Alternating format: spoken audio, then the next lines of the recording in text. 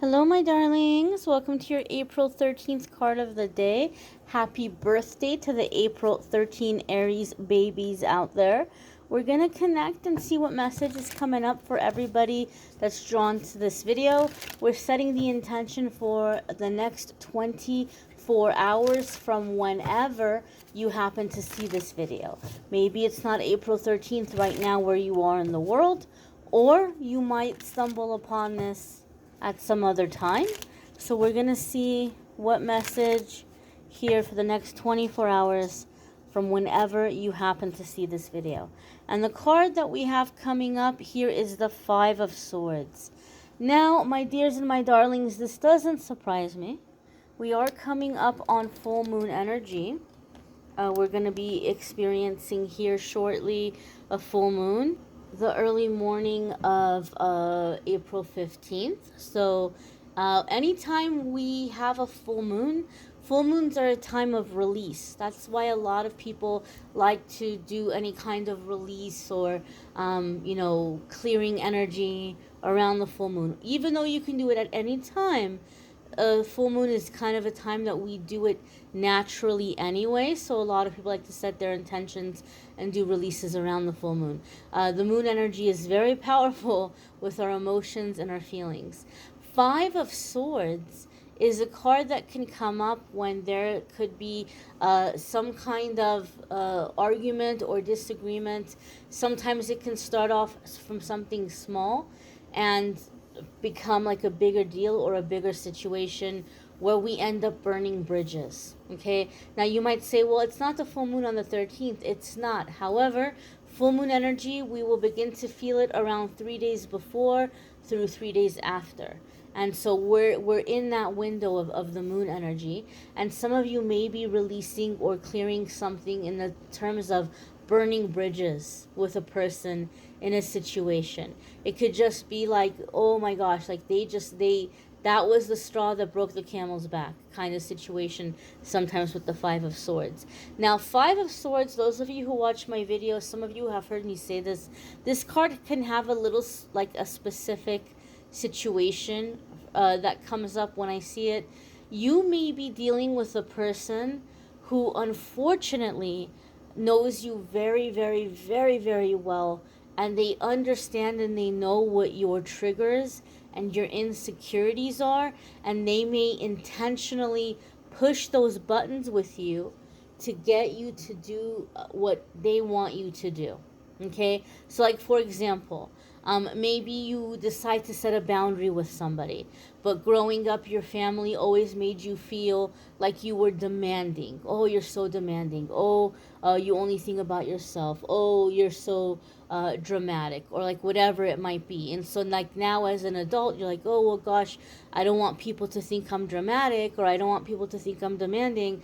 And this person knows you have that concern, and then you try to set a boundary with them, like, hey, it's not okay for you to disappear for 4 days, and I don't know where you're at, and I'm worried about you, and you're not responding to me. Like that's not okay. I'm giving you an example of a boundary. That would be an acceptable, reasonable thing to ask somebody, like, hey, don't disappear on me and then like resurface. That's not cool, right? Just let me know you're okay, or whatever it might be. And then this person might turn around and say, you know what, you don't understand what I'm going through, and you don't know how hard everything is for me, and all you ever do is think about yourself, and you're so demanding, and you're so needy, and like all this stuff. And then all of a sudden you're like, oh man, maybe I'm being dramatic. Maybe I'm making a big deal out of nothing. Maybe I'm being demanding. Okay. Let me just apologize and forget that I brought this up, right? Like that's an example of a person who will use your worries or your insecurities to get you to do what they want you to do. They don't want you to set the boundary, so they make you feel like you're being ridiculous or selfish or needy for trying to set that boundary. They know what to say or what to do to get you to do what they want you to do. So then we start feeling really bad, or we start feeling really guilty. So pay attention within the next 24 hours from whenever you see this video. Is there someone that's making you feel bad, or are they saying things or doing things that are making you feel bad about yourself? Pay attention, right? And instead of responding in that moment and going off on that person, because you might be tempted to go off on that person and say, you always do this, you always make me feel this way. If you can have control over your feelings and step away and journal about what's going on, like who was involved, what did they say, what did they do, how did it make you feel about yourself, as far back as you can remember in your mind, who is the first person that made you feel this way about yourself? Why do you think these people are making you feel this way about yourself? What do you think they're getting out of it? Why might they be doing this? How are they benefiting, or what are they getting out of making you feel this way? And then write out a release and a forgiveness to this person. Write out a release and forgiveness to yourself, anything that you're blaming yourself for, anything that you're embarrassed about.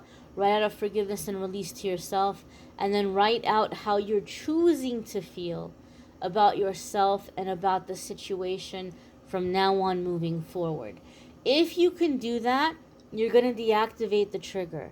So this person can go looking for that trigger and pushing that button 1,000 times. Nothing. It's useless. They no longer have that power over you. And any other person, that trigger will not exist in you anymore, because you'll release the issue or the situation that's causing that trigger. That trigger will now be inactive. So you can take it as a gift to clear away some triggers.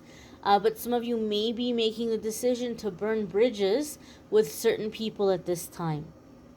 Okay, with the Five of Swords. One more thing I will say, and then we can wrap it up. I also sometimes see Five of Swords come up when you might be struggling with having a reputation as somebody who's emotional, or like you go off, like you just kind of fly off the handle. People see you in that way.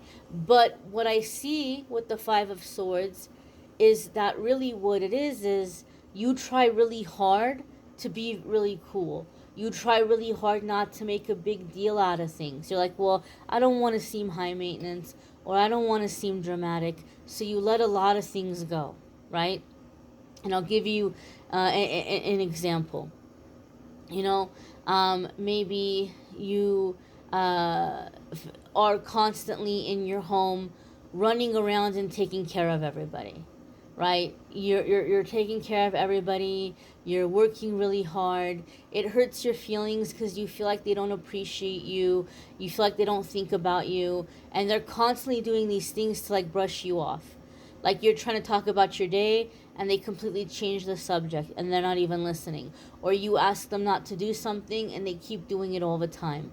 Or you say, you hate mayonnaise, and they go and they pick up dinner and they forgot to ask for your sandwich, like not to have mayonnaise in it. Like all these little things happen that hurt your feelings, that they're not thinking about you, and you don't say anything. You let it go, you let it go, you let it go, you let it go.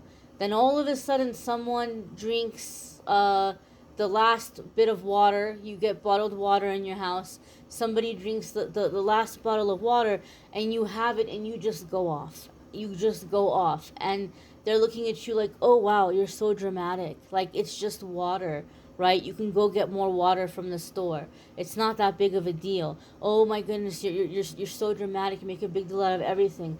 But they don't realize that all these times things are happening, and you're being quiet, right?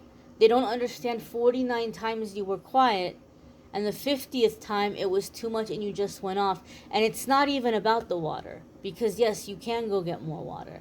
It's about the fact that they never think about you. It's the issue underneath it. And so sometimes Five of Swords for me comes up to say, you're about to go off on somebody, because you're being quiet, you're being quiet, you're being quiet. And then the littlest thing happens and you just snap and you go off on them, and they think you're being dramatic, because they're behaving how they always behave. And for some reason, today is the day that you have an issue with them, and this is just how they always are. So sometimes this card comes up to tell me, don't stifle your voice. Speak up in those little moments. I know you might think, oh, well, I don't want to seem demanding, or I don't want to seem like a diva or whatever, but it's better not to bottle it up inside and wait until you explode. Speak up in the little moments. Keep reminding them. And guess what? Sometimes that repetitiveness is what somebody needs to get something through their head. So don't be worried that, oh, they're going to feel like I'm demanding, or no. Speak up in the little moments. Don't let it build. Because then all of a sudden, you go off and they don't understand what's going on. And then you're like, oh, great, now I seem dramatic. Oh, great, now I seem crazy. You're not. You're not dramatic. You're not crazy. You've just been keeping quiet for too long. Okay, so some of you speak up in those little moments. You may want to check out the weekly forecasts. The weekly forecasts are linked in the description of this video. The love readings for April are linked in the description of this video. I will be working here the next couple of days on the love videos for May and the weekly forecast for next week, so keep an eye out for those. If you want to schedule a private reading with me, you can schedule by going to the link in the description of this video, calendly.com/amethystangelite. I'm also still have some spots for the Phoenix, Arizona, June 18th tarot workshop that I'm going to be teaching. I have one question, guys. Let me know for any of you, because I've had a couple of people ask me, but I don't want to change everything based on like 2 people. Would it be easier for some of you to attend if the workshop was in Los Angeles instead of in Phoenix, Arizona? Let me know if that would make a difference for some of you. I know for some of you it doesn't matter at all. It might be too far away, or you just can't do it right now. But let me know if Los Angeles for some of you would be doable versus Phoenix, Arizona, because I do want to try to, help as many people as possible. So let me know what you guys think about that. I thank you all for watching, liking, sharing, commenting, subscribing. I hope you all have a wonderful, wonderful day ahead.